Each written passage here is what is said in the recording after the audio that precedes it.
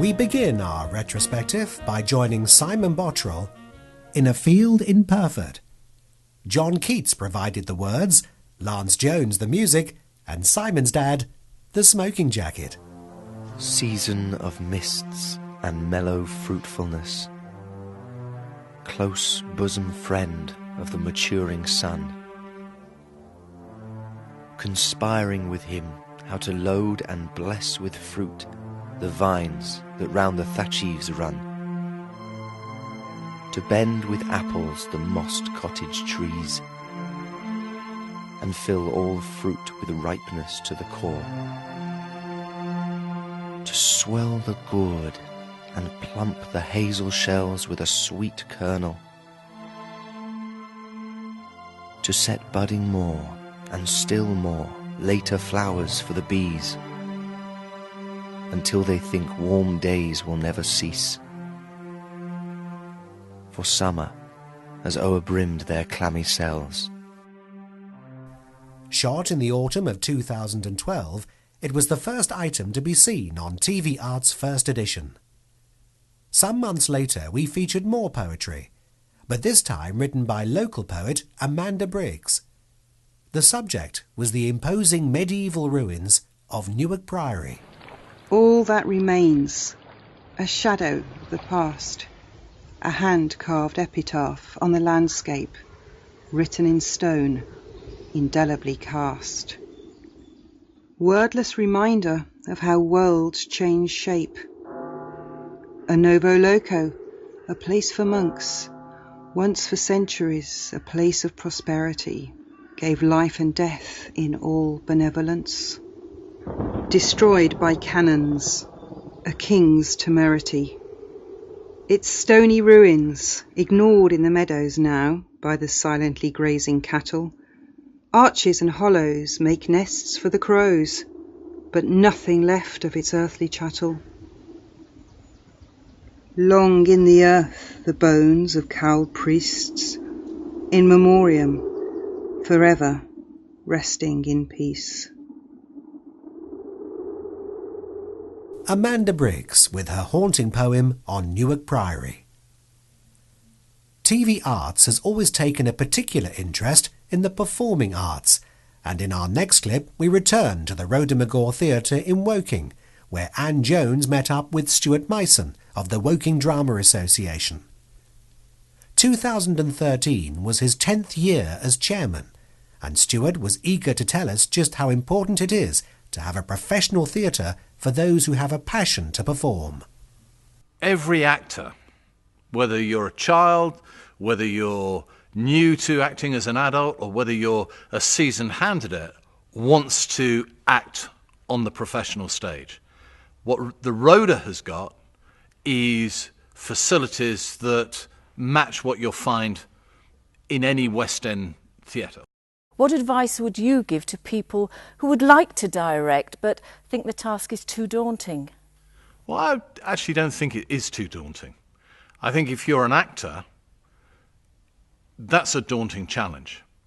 As a director, if you've come through from being an actor, you can actually visualize characterization, you can see movement. As you begin to turn the pages of a script, a picture will form in your mind, and it's bringing that picture onto the stage. Now, I'm not suggesting for one moment that somebody that's never directed before should go out and try and do one of great Shakespearean piece or one of the wonders of modern literature. But within your drama group, there will be opportunities for green rooms. Do something small, a 10, 15, 20-minute play, pull that together and work up from there. Because you might find, actually, you really enjoy it. It's nail-biting, but you really do enjoy it. Anne Jones was talking to Stuart Myson about his role as the chairman of the Woking Drama Association. Elizabeth Studdart has exhibited in London, Paris and Amsterdam, as well as locally at the Lightbox in Woking and the Vivatis and Harvey Gallery in Guildford. Here's a clip from last winter's edition, when we visited Elizabeth at her home in Pyrford to learn more of her work. I like mahogany best, and beech, and I don't like ash, it splits. But you can't leave the wood outside very well. I mean, some wood you can treat, but you tend to get cracks and things. You say you work from the figure. What exactly does that mean? It simply means that you start with usually a living person, a dog, cat. Right. So the work you did, was it dictated rather by what was available at the colleges you studied at? Absolutely. And you had to use That's whichever why they were model? all females. Right. So you had a lot of life models then, and their poses would not be what you would necessarily choose, but what the college decided they would do. Oh yes, but they were very careful to do a diversity of poses, and I didn't really get to choose for a very long time, because if you've paid your college fees, then you do what they tell you. Doing something which you love must be very rewarding, but it must be very difficult to juggle that with the family life, raising children. How did you find that when you were wanting to do more work? Very frustrating. It was very hard work, and I didn't have very nice places to work. What advice would you give to people starting out now? Well, you have to work very hard, and you need some support, private means, something, because otherwise you wear yourself to a shred. But you have now exhibited around the world, Europe. Sort of. You've sort of, locally to us, you've had things at Wisley, you've had things in various cathedrals. I mean, what I'm interested in is the feeling between the work and the onlooker. So it doesn't matter what language they speak.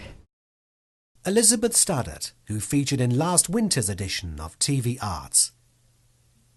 It's time we went outside, as our TV Arts retrospective continues with a reminder of the item on Woking Palace we broadcast last autumn.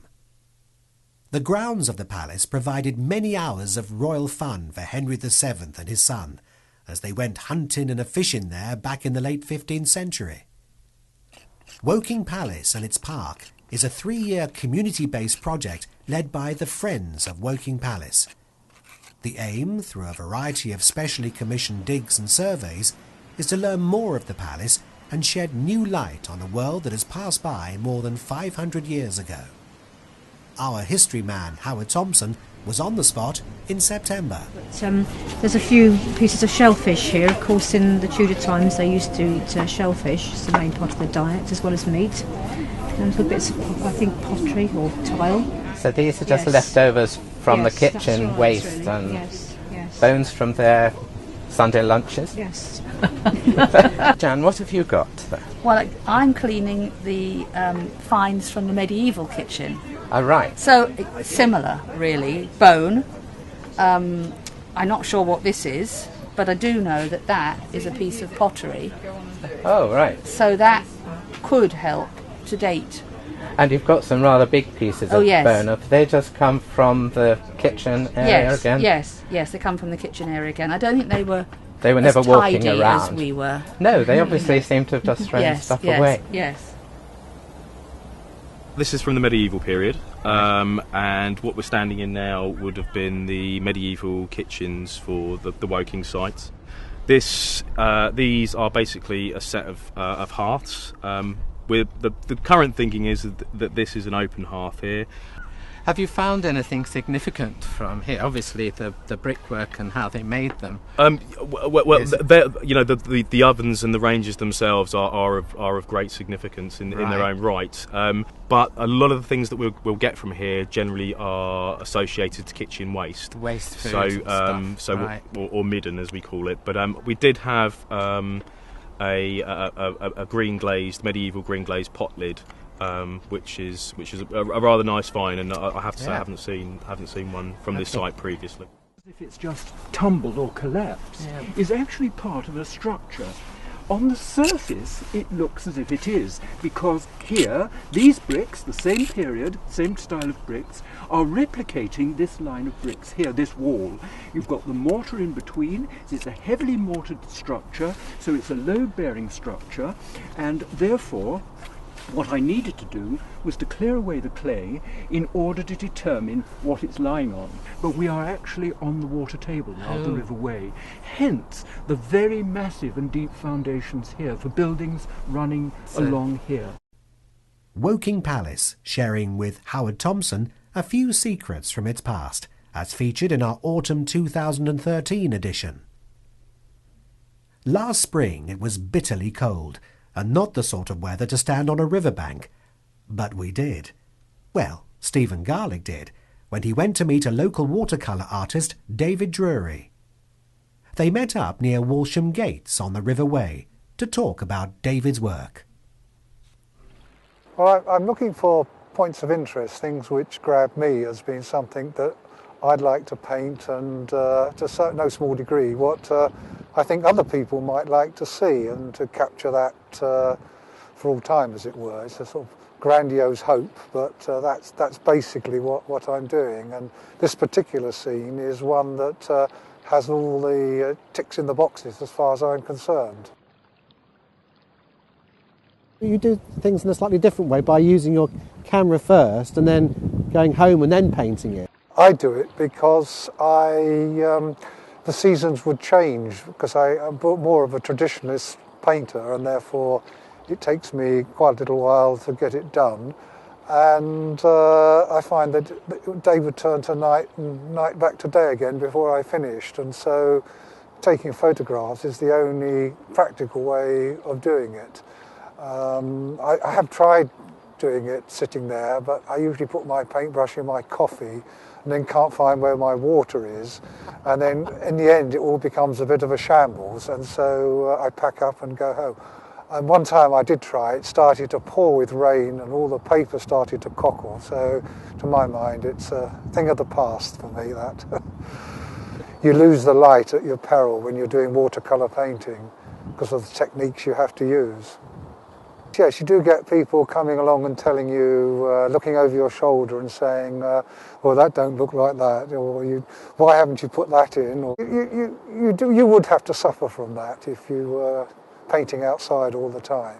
And I must admit, in recent times, in weather like this, it's cold, etc., it's nicer to do it in a studio. Stephen Garlick talking to David Drury about his artistic inspiration. Well, we began this retrospective with one of John Keats' most memorable poems, To Autumn. We finish with what are arguably Wordsworth's most famous lines, at least among schoolchildren, who often have to learn them by heart.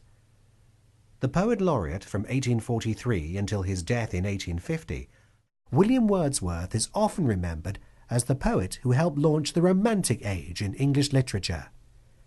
We began the spring edition of TV Arts last year with Lorna Baines reading Daffodils, and we end this first Pyrford TV Arts retrospective with another chance to enjoy those beautiful lines. Goodbye. I wandered lonely as a cloud that floats on high o'er vales and hills, when all at once I saw a crowd, a host of golden daffodils. Beside the lake, beneath the trees, fluttering and dancing in the breeze. 10,000 saw I at a glance, tossing their heads in sprightly dance. The waves beside them danced, but they outdid the sparkling waves in glee. A poet could not but be gay in such a jocund company.